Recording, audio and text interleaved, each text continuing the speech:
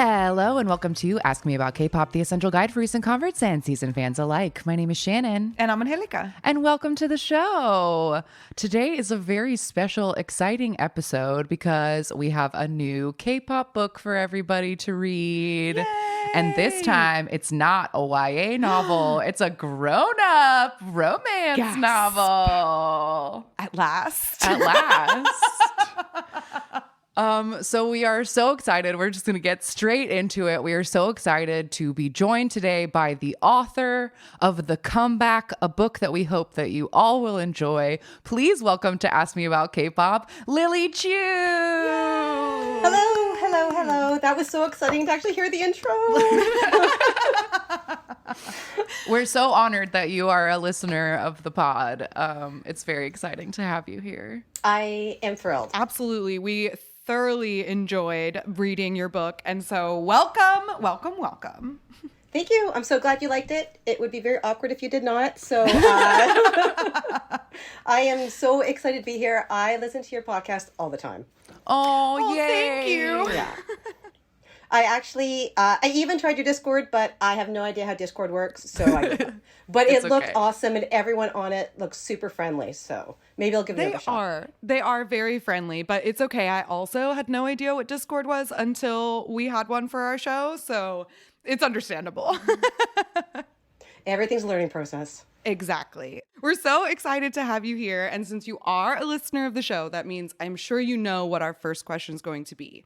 But first, you have this brand new book out. It's called The Comeback. It tells the story of a hardworking Toronto lawyer who finds herself falling for her roommate's cousin while he stays with her on his own much-needed hiatus from his work in Seoul.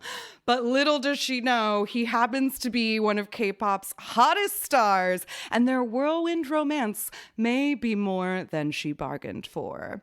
Dun, dun, dun. Oh my God. I need you to write all my blurbs from now on. That was amazing. Thank you. I definitely had that written out before I said it.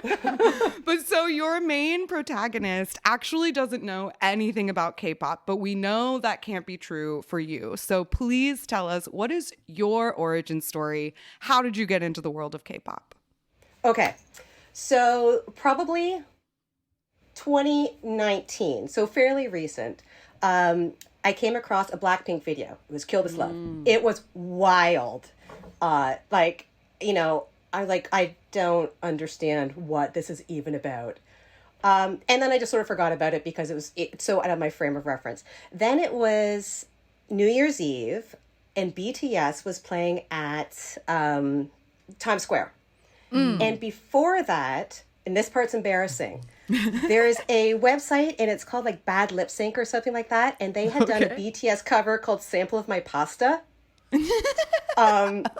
which was basically Idol, except they had bad lip synced over it. Oh, the bad lip reading channel. Yes. I know what you're talking about. Where they make up they make things based on the way their mouths are moving. Okay. I had actually never really heard of BTS.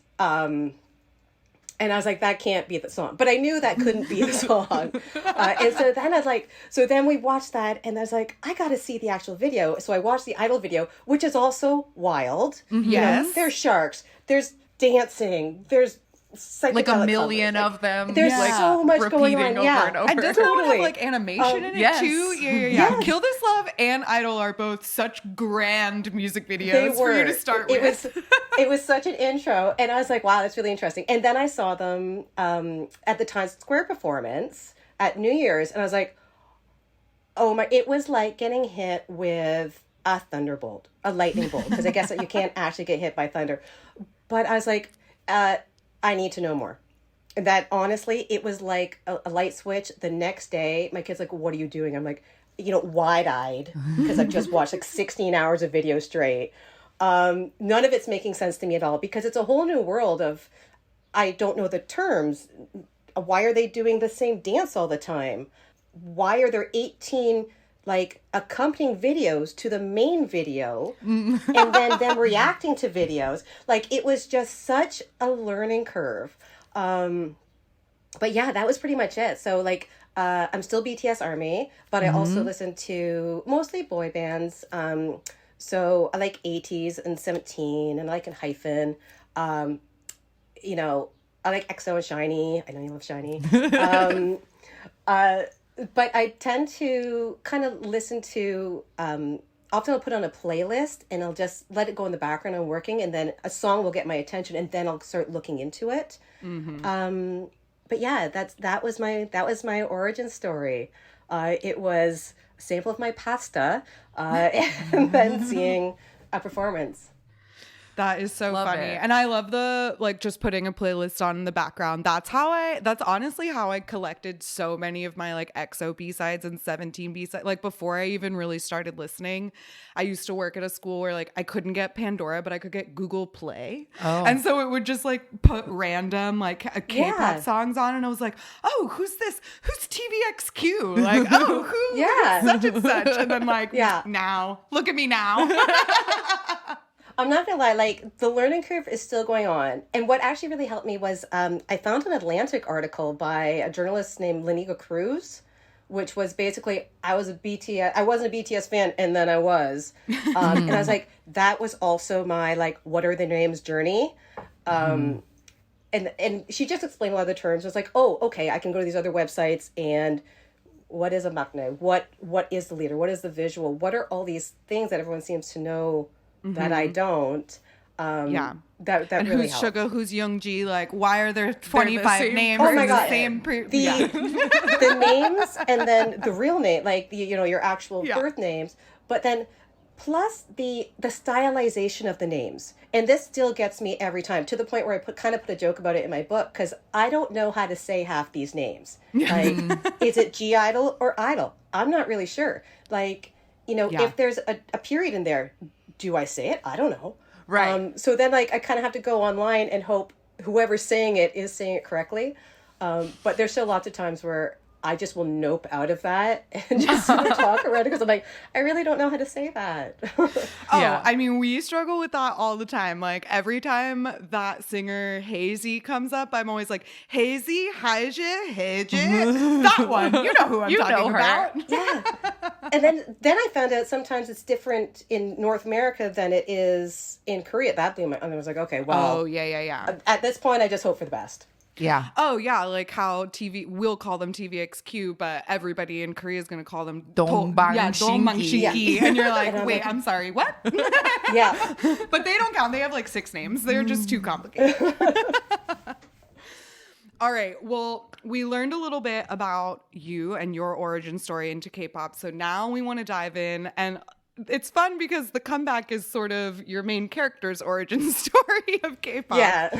But before we get into it, I just wanted to ask, how do you pronounce your protagonist's name? I know her nickname is Ari, but can you say Yep. her whole name for us? Yep. So she goes by Ari, but she's Ariadne Hui. Okay, perfect. Ariadne. Yeah. I had to Ariadne. Google it because I honestly had never seen that name before in my life. But I looked up, I feel like sometimes when you look up those YouTube, like how to pronounce a name, sometimes Yes. I feel like they can't be trusted. So I I was totally just so agree. curious. Yeah. And that's a name I've only ever seen written down. So I was like, before I venture into this, let's get it on paper. Okay, perfect. Yeah. So she's such a fun character. She's very focused on her work and everything. But before we talk a little bit about her, we wanted to ask some questions about your like general writing process, because you include so many great details in the book, like even the name of the group's fandom. Like you give them a name and then you give their fandom a name as well to kind of like round it out. So we wanted to ask, how far did you go in imagining the world of Starloon, which is the name of the group in the book? So as far as like their concepts and like the member names, like you What does gave their them all music like sound like? Yeah, Like, I was so their curious. styling and their sound. Like you gave them all stage names. So like tell us more about Starloon and everything you envisioned for them. Okay. So first, I want to make it so that you could enjoy the book if you didn't know anything about K-pop, and you could enjoy the book if you listened to K-pop already. So I wanted to make sure that Starloon, which was originally called Star Moon, but then the short form was SM, so I changed it. Good call. Thank you. I want to make sure that they would be realistic as a K-pop band who had been around for quite a long time. So they've been around for about 10 years or so. So they're not a debut group. So they've had time to work through concepts, learn the landscape, learn their abilities, grow as artists, grow as musicians, because what I really wanted was for Ji-hoon to be starting to struggle a bit with who is he as an artist. And what does it mean when you have a fandom that expects something from you, but maybe you're ready to kind of move past that? Will they come with you? How do you know if you're actually really good or they're just your fans? Yeah. So I wanted him at that point in his career where he'd had success. So, you know, it wasn't all new to him. He's still very grateful. He loves what he does. So Starloon, with that, they've gone through a lot of concepts. So in the book, they have a specific, very opulent concept for the comeback that they do. But they had gone through quite, in my head, which is not in the book at all. In my head, they've gone through it all. So they've had the dressing up like in the schoolboy outfit era. Of course. They have had the the era where they're all kind of in like the black leather. Sure, the bad boy. Vampire. Yeah. They're like the vampire black leather look. They've had that era. So all of the fun, like when you think of the bands, all the ones they kind of go through, like the crop top era, all of that, they have gone through at some point because they've just been around for so long. So they've had a chance to explore a lot of things. So their music has also gone on that same journey. And so they've got their, kind of poppy songs, but the songs that I've made up for the book, they're all the more kind of like, not so much the Baby I Love You ones, which are totally fun, and I have nothing against like pure awesome pop songs. But the ones that attract her are a little more on the like multi, sometimes you'll come across the songs that have like, there's the storyline, but then there's the poetry, and then there's the meaning behind it that's open to interpretation. So those are the ones that Ari is kind of attracted to. So yeah, they do have like their they've got their light sticks, they've got their fandom name, they all have their stage names, because I felt that was kind of a necessary, to be honest. If that level of band, you weren't not going to have that thing. Like absolutely, your fandom was obviously going to have a name. And you were going to love your fandom. Yes. Yeah. And I loved that you had him kind of at that crossroads of like, okay, so he's been an idol for 10 years, and then now, because it's interesting, like you were saying, what kind of artist does he want to be? And it's like, well, that must be something that idols really do struggle with in that sense, because when they debut, especially they debut young, and like they're debuting with music that they don't often make themselves, right? It's like they've been given the idol persona by their companies. And so then it's a matter of like, well, if I choose to break away from that persona or create my own persona, are my fans going to stick with me, or will they leave because it was all a facade, or like they only liked this one side of me? So that was a really interesting like journey for Ji-hoon, I thought. Thank you. Yeah, I also liked maybe this is too spoiler, I'll try to be vague, but I liked the exploration of him sort of confessing that there is a type of writer that the company wants him to publicly be known as, and that like he actually writes different music than they publicly credit him with because they don't want to like mess up his image. And I don't know, I just found all of that like very interesting. And this book got me thinking a lot. It got me thinking a lot about idols and their personal lives and their fans. And like, I don't know, it inspired a lot of thoughts in my head. Yeah, well, I was doing the same thing, like because the relationship with the fan and the idol is so intimate, but not, because you see them on the lives, and you see them in the reality shows, and, they're talking to you on Instagram, like from bed, like they just woke up in the morning. So you feel you know them. But do you? I don't know. Yeah. I mean, I truly don't think that someone who's that online all the time can be that different than what we see, because I just don't know how you would keep that up. Sure.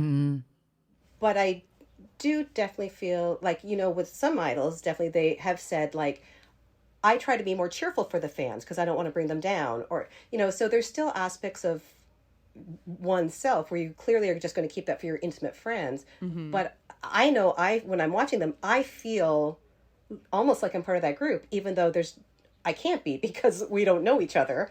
Right. And they're speaking to 3 million people. But it's just, it's so fascinating to me. Like, it's such an interesting relationship and structure. So I wanted to kind of like look into that a bit more. And I want to do it from Ari's point of view as someone who wasn't a K-pop fan and didn't know anything about the industry, for that kind of like, what is this aspect that I think a lot of us have when we first come into the fandom before it normalizes. Yes, absolutely. It does. It is very much a culture shock, like when you come into it. I mean, that's the whole reason we created this podcast in the first place, is because we thought, how do you even wade through all of this stuff?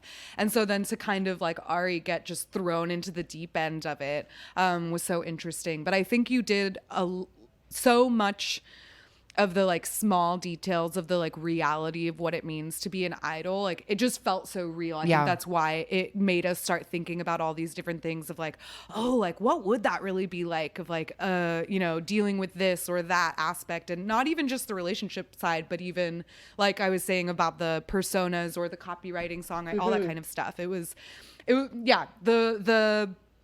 overlap or the realism in the book, I guess, was really fun to read as a K-pop fan, because then you automatically start attaching all these different things.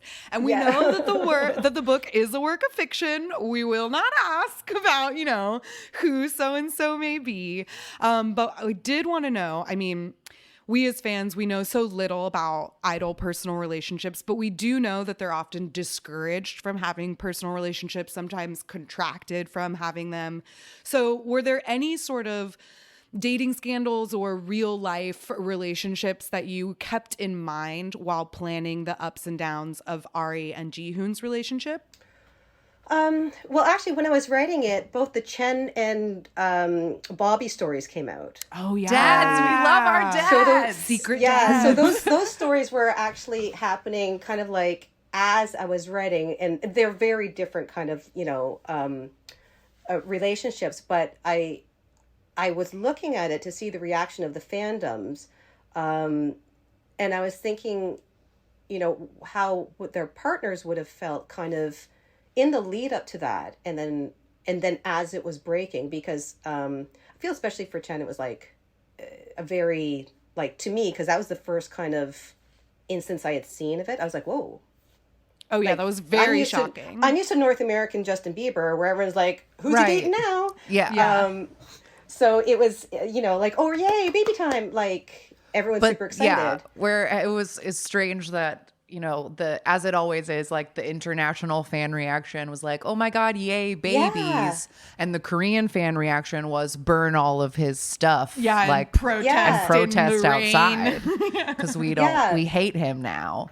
Yeah, which I thought was Kick him out. So, like from my perspective, and this isn't to judge anyone, like anyone else's views on it, because, everyone comes into it with different ideas on how things should be. But from the way, like, I see things, I was like, whoa, that's very different. That is a very different reaction than mine, which was like, that's cool. Dude's like, what, 30 or something like that? Like, seems like he might want to... Seems reasonable that he might want to get married and have a family now. But yeah, so I looked at them a bit, but I didn't want to do too much because I knew where I wanted their relationship to go. And I knew how I wanted Jihoon to react. I knew how I wanted Ari to react. So I was mostly kind of looking at it for those kind of reactions, which were new to me. But I knew how I wanted those two individuals to kind of be dealing with it. Which, interesting, did actually change over the course. When I was writing the book, Jihoon's reaction in particular kind of changed over the different drafts. Oh, really? Without spoiling how he reacts in the final draft, can you tell us a little bit about how or why you changed his reaction? If you can't, we'll put it in the Patreon if it's not possible to be unspoiled. Okay, let me think of how to phrase this. because he's in a band of members that he loves. These are his best friends. These are his family. They are the people that he's depended on and who have depended on him for years. Right. Like the most craziest points of his life, those are the guys that were there for him. And now he's looking at a situation that could destroy everything that they've worked so hard for. And if he goes with his heart, like, he could blow everything up. Yeah. But he'll maybe be happy. But if he goes to support the band, Ari, his love, will be very unhappy. Right. So he's really torn. Which way do I go? Like, how do I navigate wanting to make everybody happy and me happy? I wanted to have it so he didn't come off like a dick. Because, honestly, because there's some ways that you could write that where it's like, he's like, no, it's time that I strike out for myself and Starloon goodbye, which is, but it didn't match his character. It wouldn't have matched the kind of person that he was in the book, who loves his members. Right. I totally did just want to like compliment you, and I feel like you did a very good job in that like rom-com way of like not making him a hateable person. Like, throughout the book, before she knows the truth, he never lies to her. He never lies. He never lies. He just omits like details that would put it all together. But he's like, I live with my friends. I work in the music industry. Like, he says enough that it isn't a lie. I think there's like 1 or 2 points where he doesn't lie. He just straight up ignores the question. Like, she asks him something and he's like, this is delicious. And she's like, he changed the subject, but then it just keeps going. But you're right. He's never a dick in the even when he is struggling with that, which was very well done. I would be both of them. I would be so curious, and I don't know if we would get this answer from our listeners, because if somebody who listens to this podcast knows enough about K-pop, but I'd be very curious about a reader who knows nothing, who is like on Ari's side and knows nothing about K-pop, how they would view like the third act drama. Yeah. Because I was totally on his side because I understood what it all meant.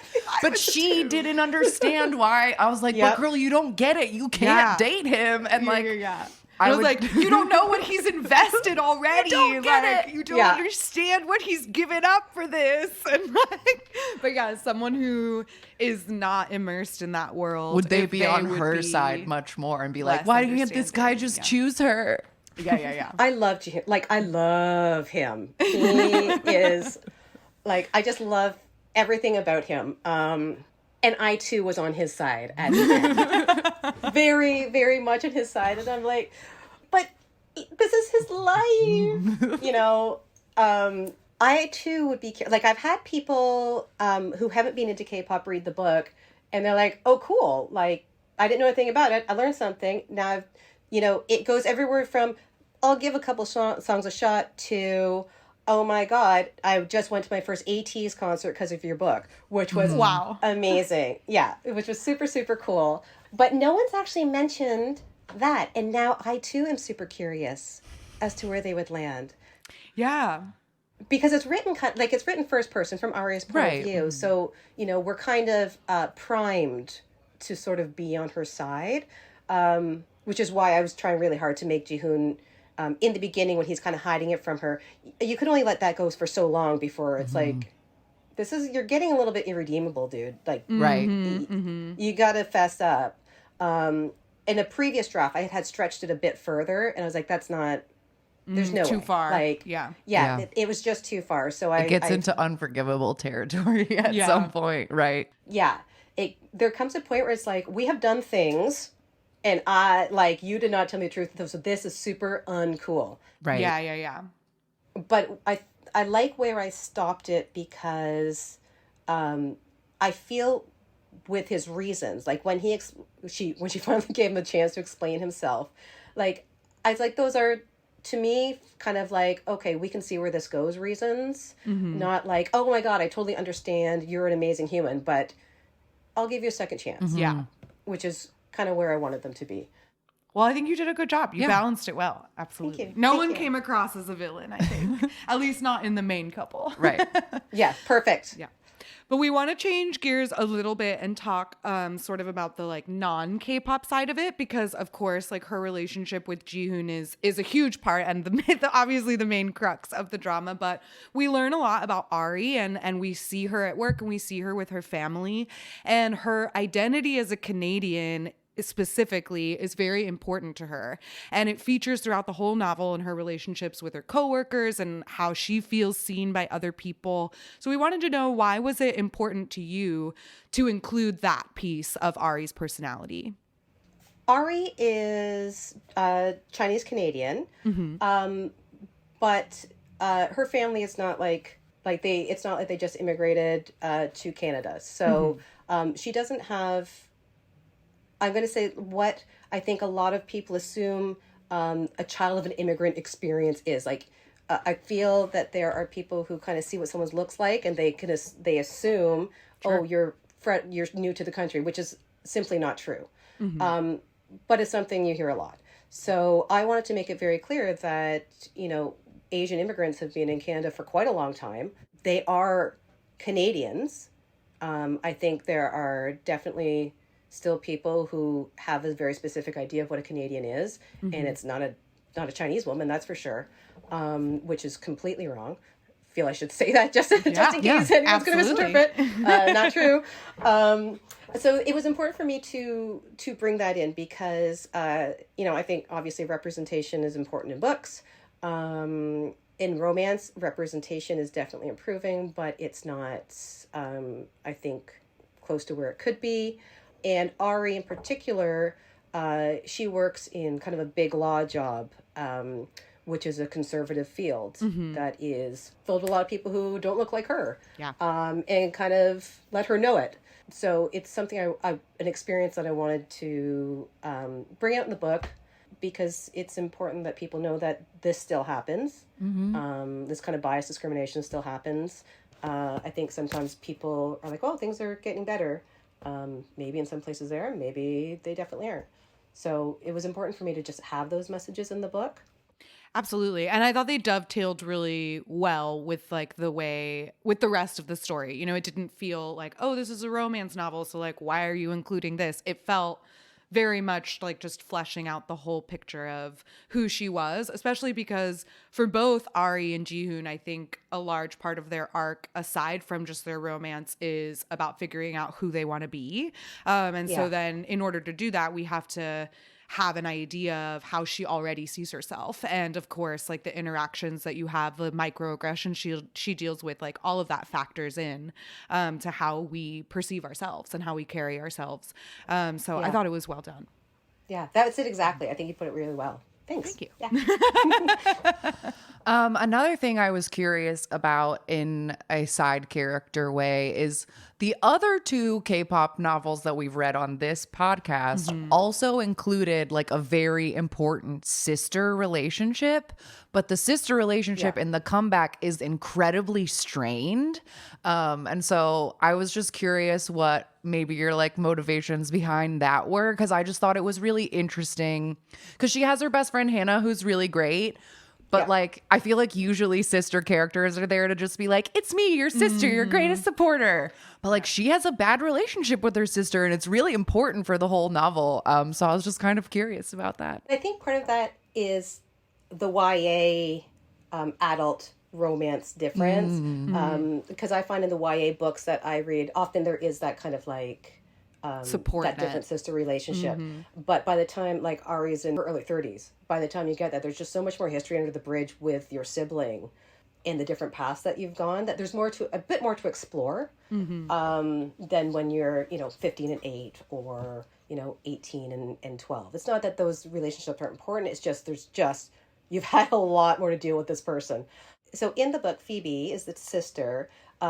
She's kind of a nomad. So if you imagine Ari as just like straight arrow, knows exactly what you want, very ambitious, goal driven, Phoebe is not like that. In The Strain came when Phoebe had been on the Ari path. So Phoebe's the elder sister. She had been on that path to be the lawyer, fulfill the dad's dreams, and she noped out of it. She's just like, you know what, I can't do it. And she kind of up and left, leaving Ari feeling abandoned. Yeah. But also, like, she now had sole responsibility to fulfill all these dreams. Mm-hmm. So, you know, before there was someone else to fill in that gap. To fill in that gap. That's it, exactly. And she's also resentful. She's resentful not just that her sister left. She's resentful that her sister kind of had the courage to do what she wanted with her life. So there's an aspect of that envy when you see someone living the life that you sometimes didn't even realize you wanted, but you're angry, but you don't know why. Mm-hmm. And then eventually you realize, oh, it's because I wanted those things. Yeah. But you haven't got to the point where you've let yourself realize it, or you're even able to realize it yet. So I wanted Phoebe to be a bit of a foil for Ari and an inspiration.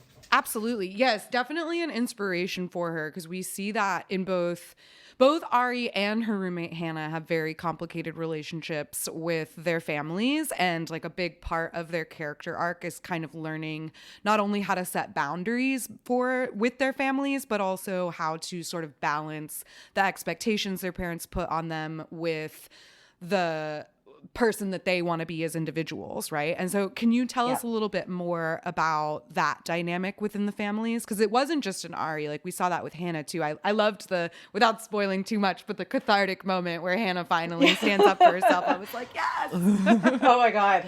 Me too. That felt so good to write. Like, the whole time, like there were so many moments throughout the book where I was like, no, Hannah, like I'm so sorry. Yeah. Like they would FaceTime and she was like sad eating pizza, and I was like, you can eat whatever you want. I know. Hannah actually makes an appearance in the book I wrote after this too. Oh, really? I loved her so much. So I think it's just that families are complicated. And, you know, these happen to be Asian families. But expectations aren't just on Asian parents to Asian kids. No parent is going to be like, yeah, I hope you are never happy and live in a basement the rest of your life. Like, nobody wants that for their kids. But the problem, I think, comes when parents think what they want for their kids is actually what their kids need. And often what they want for their kids is something they didn't have, or a dream that they couldn't achieve, or something that they think is better than what they had, but to the child is more constraining or harder or not what they want. And I honestly don't know anybody who has not struggled with that in a family. Yeah. Like if you have a family, I think that just comes with the territory that you are eventually going to have a point in your life where your parents going to be like, I want you to do this, or I think you should do that. And you'd be like, I don't want to do that. Like I remember, I think the only time that my dad hung up on me on the phone is when I called him and said I was changing my major in university and I was going to be a tour guide, and he just hung up. Oh, no. And then he called back and he's like, I am not paying this much for university for you to be a tour guide. And then he hung up again. So, there are, and I still think tour guide is like such a super awesome job, but I digress. Yeah. I did not become a tour guide, but I did change my major. But, I think everybody kind of has those. They want you to be a lawyer. You want to be an artist. They want you to be an artist. You want to be an engineer. Just everybody has such high hopes for their kids and their family that you can't get away from that. And I think in a book in particular, I really like looking at those kinds of relationships and where they go and the impact they have.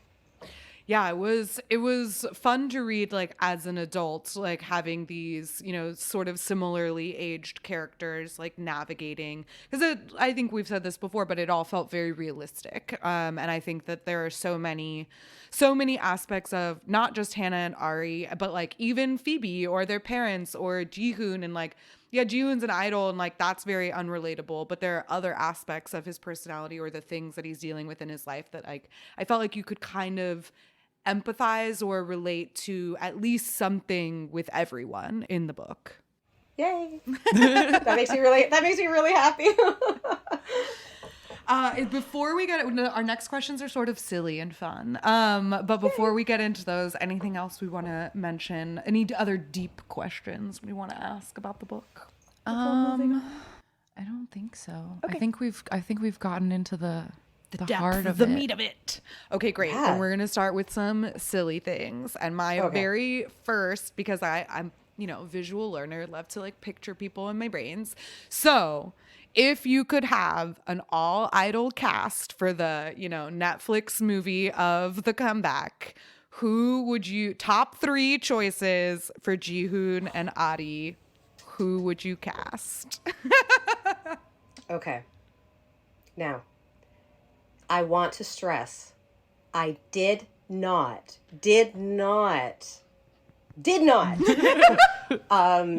base Jihoon on any particular idol. For sure. Right. Honestly, Let the I record did not. show.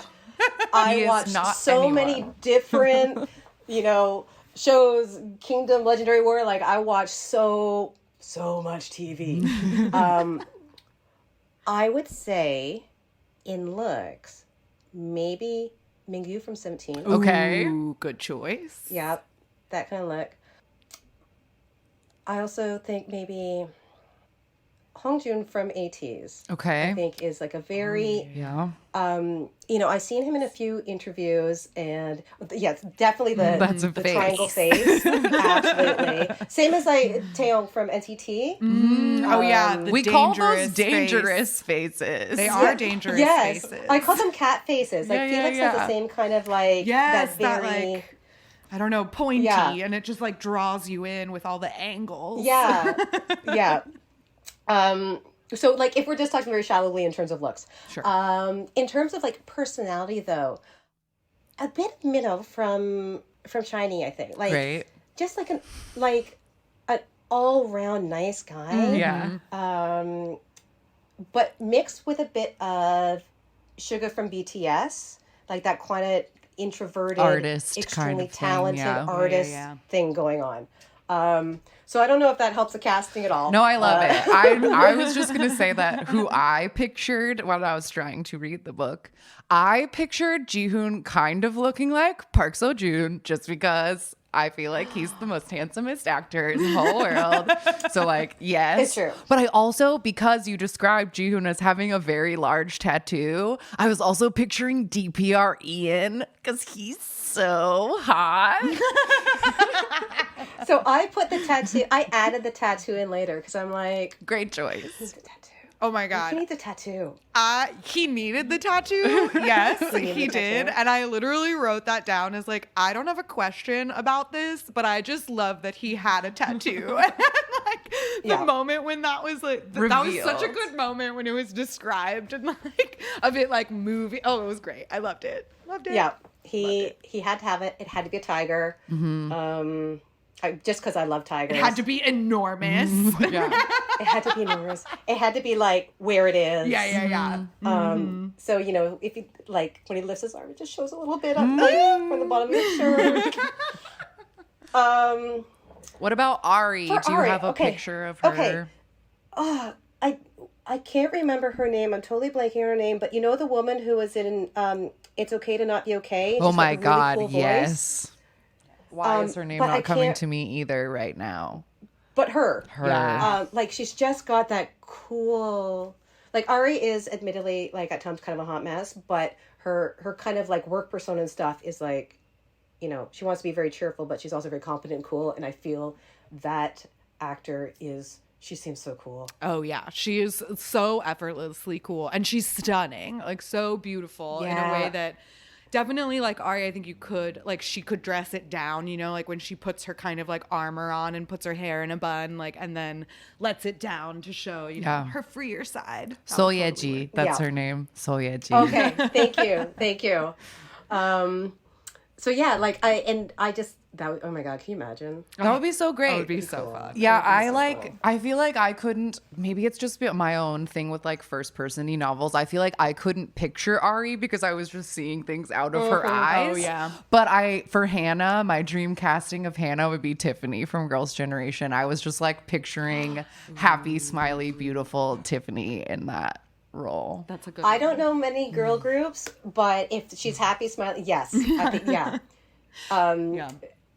She is like that. She is just a very friendly, the extrovert. Everyone knows the extrovert. That's not me, but people. Okay, so my next silly question is, in your opinion, what would be the biggest pro and the biggest con of dating an idol? All right. I have questions. Okay. Because it would depend on, like, is this an active idol? Like, are we talking someone a more of a retired idol, or are we talking like an active on tour comebacks, fully Good working? Right, because question. those all inform a lot of things. And I say active idol. Maybe somebody of a similar status to Jihoon, Yeah, like yeah, a yeah. long established Wow. but still popular idol. Okay, so there's a lot of caveats here. And the primary caveat is I would have to be living in Seoul, or they would have to be living in Toronto. The long distance thing would just be too hard. Right. So let's assume that I live in Seoul because I'd love to go to Seoul. Yes. And honestly, I don't know why. I don't know why they'd be in Toronto. Yeah, so. all the hypotheticals that have to happen in universe for this to be true Yeah. are true. Yeah, all of the caveats are true. Like, I think the pros would be being able to experience a world so different from what I know. And I am obsessed with behind the scenes stuff. Ooh, yes. Like, I am dying to know what happens, like, at the big music award shows. Like, what's it actually like? Like, where do you go? You go to the red carpet, you take your photos, then what happens? Suddenly you're at your seat. But, I want to know all of those kind of little things. Yeah. Or like behind the scenes of the music shows. Yeah. Music bank. Yes, all the behind the scenes stuff, all the figuring out the logistics of, I think K-pop marketing professionals just are a different level completely. It'd be so interesting to be able to see that happening as part of that person's life. The biggest con, I think, would be, the time commitment. You would never see them. Sure. But also the scrutiny. Yeah. There, you would not be able to set a foot wrong. You would, if no one knew about it, I think you'd be kind of living in fear that people would. I wonder that all the Yeah. time about all of the like second gen, first gen idols that are married to not famous people and their identities are more or less a secret. Like, I feel like maybe there is probably some, comfort in the like people don't put pictures of you on the internet, but like they could, like if they find you out, like or whatever. Yeah. Like, and then I also wonder if I'm sure that the idols love the privacy and it's actually fine, but like I don't know. I wonder if like, if an idol who's married to a non-famous person like would like to take them to a red carpet event once, like maybe they would like to take a picture with their partner and show people how pretty their wedding was or whatever, but like no they one can can't. see But it. it's a big no. Yeah. And I think there's just a lot of the everyday stuff you couldn't do. Like, you couldn't just be like, let's go get a coffee or let's go for a walk, or, we're out of bananas. We need to go to the store. Yeah. I think that's what makes relationships. Like, all the little things over the course of the day, the how are yous, the we're out of bananas, the, have you paid the gas bill? Like, it's all those things that kind of make the relationship, not like the big, date night stuff. But it's just the constantly growing together and chatting about this weird stuff that comes over your head the course of the day. But if you're working, 18 hours and then you're on V Lives for like another 2 hours, you're kind of giving all those thoughts to so many other people. True. And but I think I'm going to say regular relationship between normals, we don't talk to that many people over the course of the day, or we don't need to be on that often over the course of the day. And we don't have that like parasocial relationship where like, like you were just saying, like there's so many idols that are almost like their fans' boyfriends or whatever. Like, that's a really common line too, of like, oh, are you dating anyone? And it's like, my fans are my only love or whatever. And it's like, oh, well, then you're like, giving all of that. But what about me? Exactly. And it's like, well, if you're giving all of that to your fans, what is left for me? Like the 2 hours that you're asleep in the day? Like, cool. Yeah. Great. Thanks. And I just like, I also think it'd be tough, again, like if they're in a band with members, I think they just have to be so close. So, I don't know, like if you've dated somebody with a really close group of friends, the fear that they don't like you. Oh, yeah. I think if, you're like, but do they like me? Like that would be really tough. Yeah. Yeah. And it's interesting in the book that there is that bit of tension where one of the members of Ji-hoon's group is kind of just like generally against all of it because they know the risk that she poses by existing. And so like that's a kind of very interesting dynamic to be like, oh, I'm happy for my friend to be in a relationship, but the relationship is threatening all of our livelihoods. And that like that would be like a very stressful dynamic for a dinner party. Yeah. Like Yes. Yeah. Especially if that kind of thing happened. Like, let's say, for example, and obviously I don't think this is true because like Chen was supposedly with his wife for years, but let's say that like the members didn't know about her and like didn't meet her until after the news broke. Yeah. Like that would be an awkward dinner, I think. That would be very interesting to witness. Not Yeah. lie, Yeah. but Fly on the absolutely. wall, but I don't want to be the girl. Yeah, totally. And it doesn't the character Kit in the book, it doesn't make him a bad person. No, it's totally reasonable. He's looking at it from a totally different perspective of a dude who's not in love. Yeah. Yeah. My next question is not about the comeback. It's actually about your first book, The Stand-In, which we were also lovingly sent a copy of and got to read as well. Oh, that was nice. And The Stand-In is about Chinese movie stars. So I was just curious if you are a fan of Chinese cinema or C-drama, and if so, is there something you would recommend to our listeners to check out? Okay, this is embarrassing. I actually don't watch a lot of TV, like shows. I find it's really hard to focus on visual things. So anytime anyone asks me for recommendation, it takes me like ages to get through K-dramas because each thing's like an hour and a half long. Oh, and yeah. they're all 16 episodes. Yeah, so sometimes I am they're working so through long. I am still working through Tale of Nine-Tailed. It's been 2 months, I think. Yeah. I'm working on The Untamed, the C-drama. Not that one. Because there's, I don't know, 50 But there's something episodes. 50 episodes and they're all like an hour and the timeline is a little bit unclear. So yeah, it takes a long time to get So I think there. I think I'm on 12 and it's taken me probably 6 months to get here. That sounds right. Yeah. So no. That's okay. I was just curious. Yeah. But I liked both. I liked both books, so I recommend The Stand-In as well. Like, Oh, thank you. not K-pop related, but still a little fun story. Fun romp. Okay, I think all we have left are possibly spoilery comments or questions. So these might go in the Patreon or they might stay in the episode. I'm not sure. Okay. But the So first thing I can was speak that freely now. yes, I now you can okay. speak as freely as you Yes. wish. Another detail that I just really loved, like to the point that like I read it and then I had to like lay the book down and just like think about it for a minute, which was the first time that Ari gets to see Starloon in concert. And then I just like, I was so overwhelmed by like thinking about what that would be like. Like she fell in love with this person when she knew nothing about this job. And then to like see him in this totally different light as the person that like most people know him as. And like just thinking about how wild that would be. Yeah. Like for anybody who's ever dated any idol or even people who are just like childhood friends with or siblings of like what it would be like to know one version of a person and then see the stage version Yeah. of them. Because we've talked about that so much on the show that a lot of idols don't even feel that connected to their stage versions of themselves and think of them as totally like as two different people. And I was just like so fascinated by that I had to like stop and just like think about it for a minute. Yeah. So part of that came with do you remember the pandemic? Man. But when you saw like, all of a sudden you're sharing your house with like roommates or your partner and all of a sudden you saw them in work mode and you're just like, whoa, that is a new you. Like I did hear not their know. customer service voice. Yeah. Right.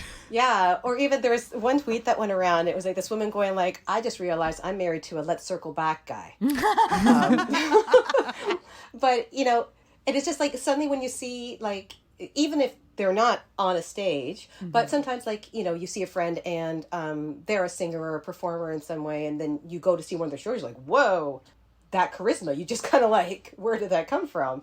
Because you know them as the person who held your hair back when you threw up the Right, night yeah. before, but and there they are, like charming, you know, 1,000 people or whatever. So it's tried like Ari feels it on a much grander scale, and with the sheer physicality of a K-pop concert. Because I know when I went to my first one, it was physically overwhelming. What was your first concert, BTW? Okay, so actually the first one I saw was Epic High, and it was in a smaller venue. Nice. So that wasn't as bad. The physicality from that came from, it was my first show after lockdown. So it was just like... Generally overwhelming. Whoa! Yeah. And then I saw 17. Okay. Yeah. And I had Big good tour. seats. Yeah.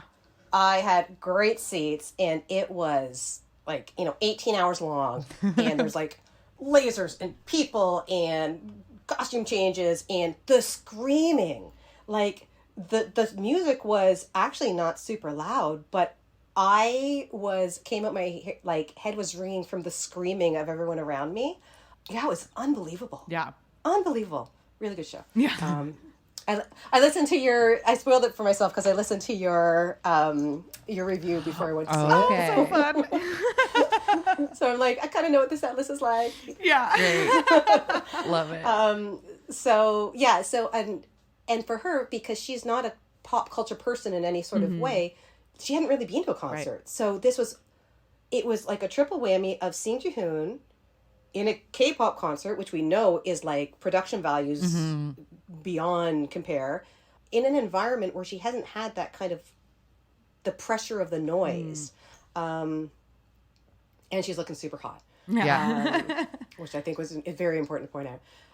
So for her, the whole thing's very overwhelming. And then, as you said, to see him on those screens as an idol, and I just think the name idol is also so fascinating. Like, it's just it has such a different connotation than star.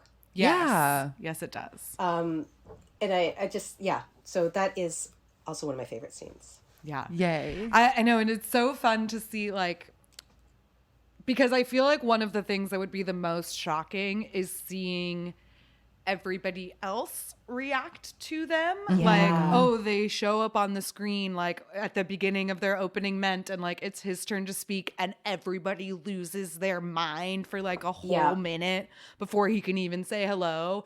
Like, if that was my partner or even just like brother or like something, I would just be like, what on earth? Like, this guy leaves his dirty socks everywhere. Let me tell you, or whatever. Like, Right? You know, it would just Like, be y'all so- don't even know him. You don't even know. Like, And then it's the screen, but it's also they hold up their hand and everybody stops. Right. Yeah. And it's just like, could you imagine? You'd be like, The power. on Earth? Yeah. Yeah. I've always thought performers are so interesting. Like the way, especially when you see them in these huge arenas, in these huge stadiums, and they're so tiny on the stage. Mm-hmm. And there's, 20, 40,000 people who are so intent on this one person. I just think it's just so, like, it speaks a lot to the power that art and music has, and the connection and community that people feel when they go to shows. It's just really interesting to me. Yeah. Absolutely. I am not a performer. I get stage fright. Like, I hear about people who go on stage and they're like, I'm not alive until I'm on stage. And I'm like, oh my God, we are different people. Yeah. Well, especially on like a K-pop stage. Yeah. Because that is like, I'll see footage of, and we've been to those concerts where it's like a huge stadium or something, but then like, you see like footage of an EXO concert where they show you the light stick ocean, and it's overwhelming as an audience. Yeah. Like, I will be sitting on my own couch alone at home and have like a wave of anxiety just looking at how many people are in that stadium.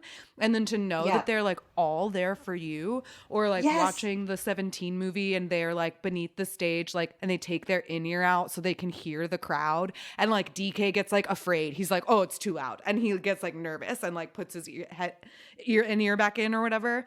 Oh, I don't know. I couldn't handle it. Yeah, I just think that And like dancing and singing and controlling your facial expressions and making sure you're at the right camera. And being like, on 100% all the time. Yeah. All the time. Yeah. And if you blow it, there's like 5 other people around you doing the right thing, so everybody knows you've blown it. Like, And there's 1,000 cameras on just you, who definitely caught that. And it's going to be online. Yeah. Yeah, it's I can't even imagine. Like, the training, I think, gets you so far. And then it's just like, especially now when they're debuting idols, like so young, I think, like it is, to me, I just don't know how you would handle that. And that just could be my anxiety. And they're just completely different people who have the nerves of a surgeon. But I would find that frightening rather than exhilarating. So I'm glad there's people out there who do find it exhilarating, and then I can watch them. And we just get Exactly. to watch. And we can benefit. Yeah. Yeah. Amazing. Well, we had such a fun time reading the book. We had such a fun time talking to you about the book as well. I know we covered all kinds of different aspects of it, some spoilery and some not. Is there any sort of final message that you either hope your readers get out of this book or that you would like to give to potential readers? Well, everyone who listens will be a K-pop fan. So I don't have to give my please give K-pop. It's a super, super fun, awesome genre message. There are 10 boy band songs in the book. However, I lost my list, so I don't remember what they are. So good luck finding them. But they are in there as Easter eggs. I hope you enjoyed the book. And yeah, I think it's mostly just, I hope you read it and it gives you a few fun hours. Absolutely. Fantastic. It is a great read. Super fun, great like little bath time beach day read. It was so fun. I read it in like 2 nights before bed. Just like zoomed right through it. Is there anywhere that you would like readers or listeners to reach out to you if they want to like send you a comment of the book or shout you out, say, hey, this was so great? Yeah, I'm mostly on Instagram, actually. So it's at Lily Chu Author. And my website is lilychuauthor.com. So there's sign-ups to my newsletter. I don't spam people. It's mostly just like, hey, something's happening. And I love hearing from people. So if you want to chat about K-pop or writing stuff or Toronto, which I know is fascinating to everybody. Everybody loves Toronto. We have a lot of do have a Canadian lot of listeners. Canadian They're listeners. gonna reach out to you. Well, fantastic. We actually have a bit of a giveaway, Yes, I believe. we're going to be able to give away a couple of copies to the comeback to a couple of lucky listeners. As long as you live in the United States or Canada, you are eligible to win a book. So this week's episode, on the Instagram post for this week's episode, just leave a comment, any old comment, and we will choose winners from the comment leavers. And once again, just make sure you're in the US or Canada so that we can send you one. But also, if you don't win the giveaway, you can find the comeback starting May 9th at anywhere that books are sold, but we would recommend bookshop.org because that is a way to order books online from a local shop and support local business. And also there is an audiobook that is already available that is narrated by Philippa Sue from Hamilton. Yes, I Yes. saw that she Yes. also narrated The Stand-In, and as soon as I was did. like, what? I know that name. Yes, she is amazing. Amazing. As you would expect. Yes. She's a great Ari. She's a fantastic Gracie. I think I love her. Yeah, that's so cool. Absolutely. So check those out wherever books are found. And we'll be right back with a random game. All right, we are back. And this week, the random number generator gave us a girl group that debuted in 2014, and that is Laboom. Yes, also appropriate in terms of idol romances, as Absolutely. we chatted about during our break. Laboom had a very infamous scandal that resulted in one of the members having to leave after her secret relationship with the drummer of FT Island was revealed. They are now married and they have 3 children. So that ended quite nicely, aside from her getting kicked out of her group. Yeah. But Laboom debuted as a 6-member group, and they released 2 full studio albums, 3 EPs, and 6 single albums between 2014 and 2022. And the group is like technically not disbanded. Like at the end of 2022, they all started leaving the company, and they put out like a vague, like, this doesn't mean Laboom is disbanded, like announcement, but like, as they always do. But they are. And I feel like that Laboom was, I could be wrong because I haven't dug into their discography, but I feel like in my mind's eye, Laboom was like a fairy idol group. That's what I always pictured them as well. Like I think that they were like girly girls. Especially because I feel like that's part of the reason it was so shocking that she was not only dating but also pregnant out of wedlock. Yes, because true. it was like she was an innocent fairy I'm pretty doll. sure she was 18. She was young. So it was like fun. Teen dating scandal, teen pregnancy. It's like got all the elements. Not all the companies very give cute. the sex ed. And the kids are so big now. Like I feel like every time I see them on Instagram, I'm like, because the twins, I feel like the twins were just born and they're like kindergarten or something. Like it's crazy.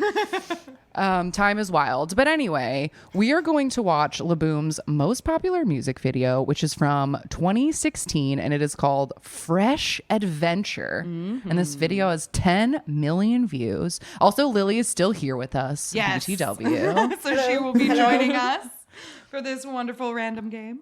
I have not heard this band, but that's never stopped me from giving an opinion before. So Okay, great. Great. Yeah, we often get random game groups we've never heard of That's before, the joy of so the random game. It's always a ride. All right, so if you guys would like to watch this along with us, please pull up Laboom Fresh Adventure and press play when I say go. 3, 2, 1, go. These girls look very sleepy.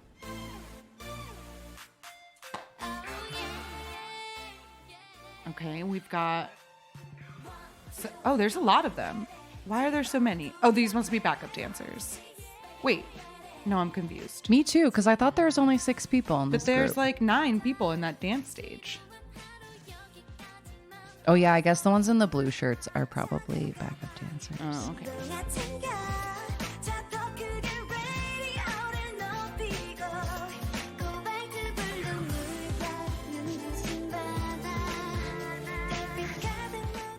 Yeah, we've got like them being cute in a house and then them dance. One of them is, what is that, like lace poncho? Oh, it's like a curtain she has wrapped around herself. I thought she was wearing like, I don't know, a poncho. Oh, this song. Oh. I know this song. these are very cute, kind of like two-tone skirts. Yeah, Yeah. those cheerleader outfits, like when they Yeah. turn on the side and it all looks yellow. That was so cool. fun. The one in the blue sleeves here, that's our mom. That one in the back. Yeah.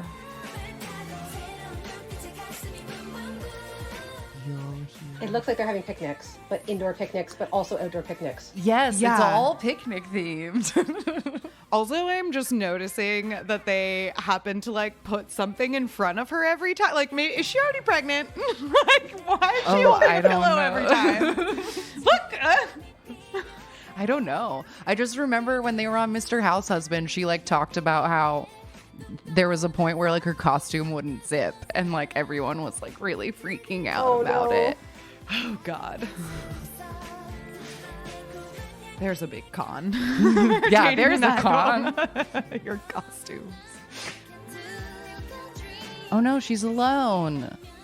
This is such a cute little picnic though, with this little Airstream and this VW bug.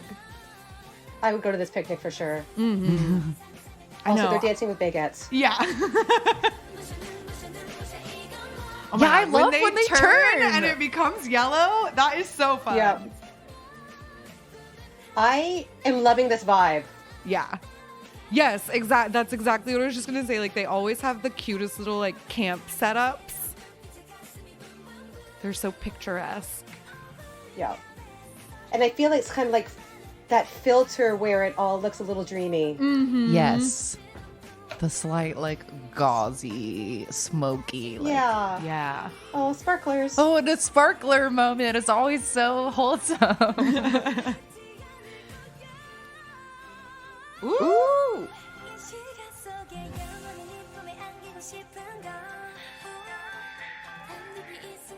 It is interesting that they include a few backup dancers Yeah.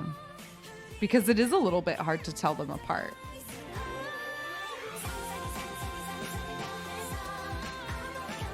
Oh, I'm kind of loving those red shoes. Oh, with They the have little very white cute socks. red heels. Yeah. With the little white socks. Oh, they like transported from inside from the forest to the city. That was magical. Okay, I want that sailor suit, that sailor shirt in the blue. I love sailor stuff. It's my Yes. weakness. It is so cute.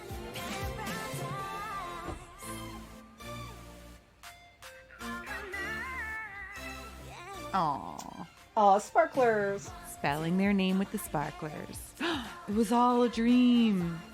It's always all a dream. Oh, No, but she's but got she's got loops in her stuff in her hair. hair. So it was real. Oh, Wow. now she's happy. Cute. Yay. Very cute. La boom. Adorable. Amazing. Yeah, love that. Yeah, so that's Laboom.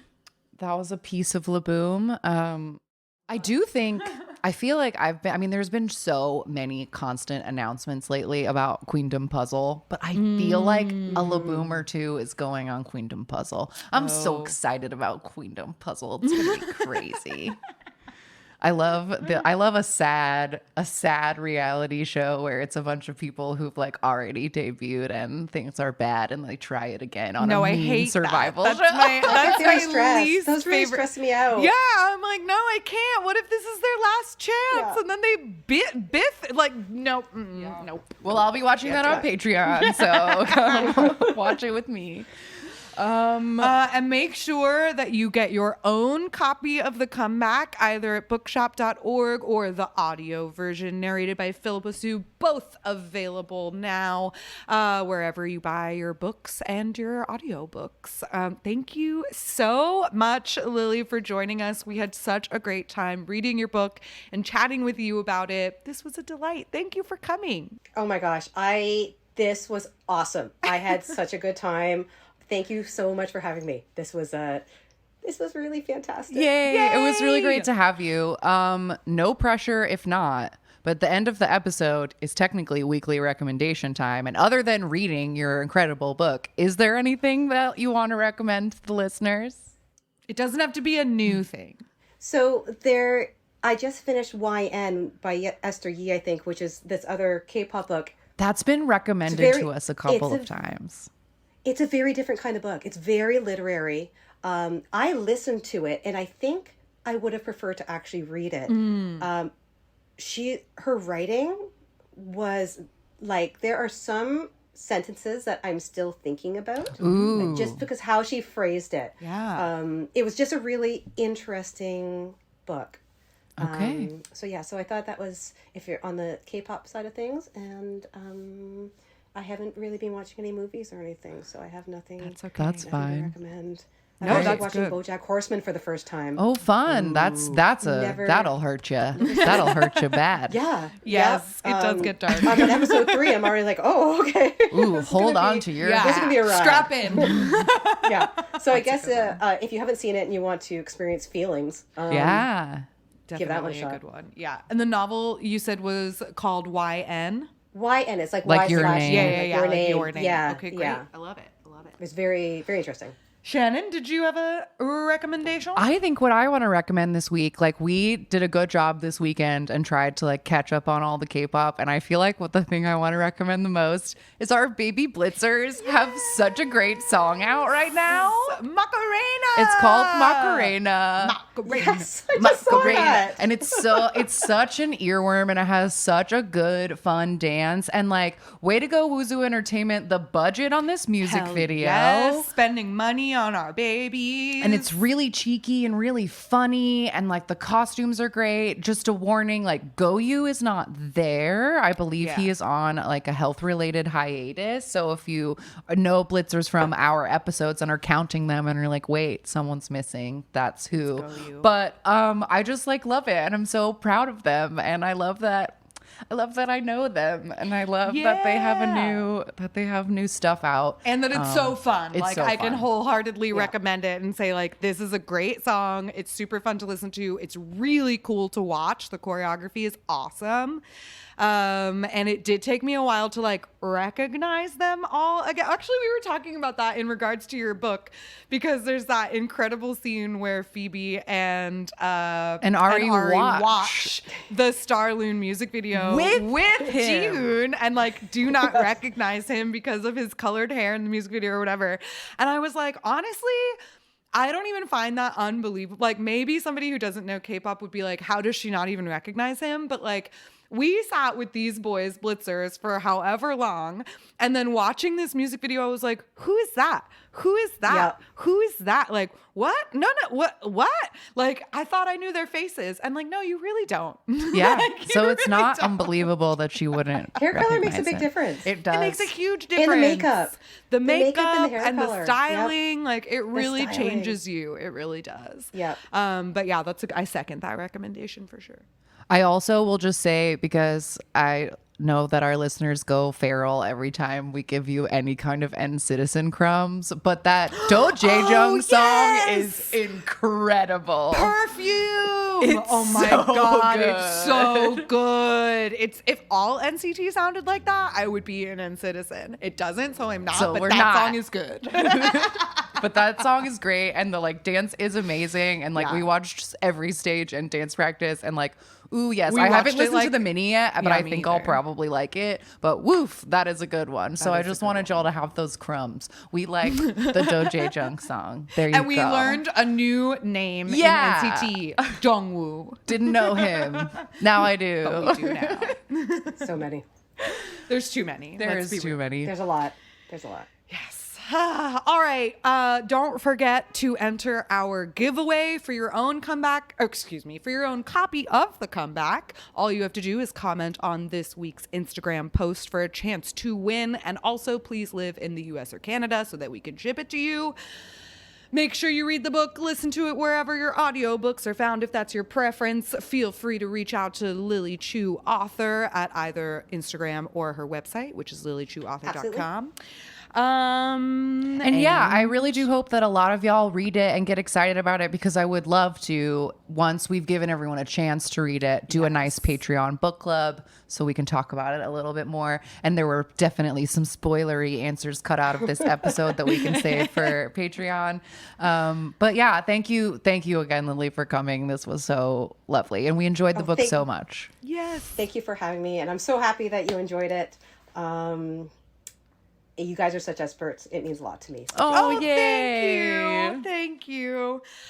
Well, this was wonderful, and it's always a strange piece at the end to be like, well, how do we say goodbye? But I guess that's all for this week. That's all for this week. You know where to find us at AMA K-Pop Pod, all of the places, patreon.com/AMA K-Pop Pod, PO Box 26096, Los Angeles, California 90026 for mail, linktree/AMA K-Pop, ask me about kpop.com for merch. You guys know I do this every week. That's the thing. Thanks for tuning in. We'll see you next time. Love you. Bye. Bye. Jonghyun, you're our inspiration.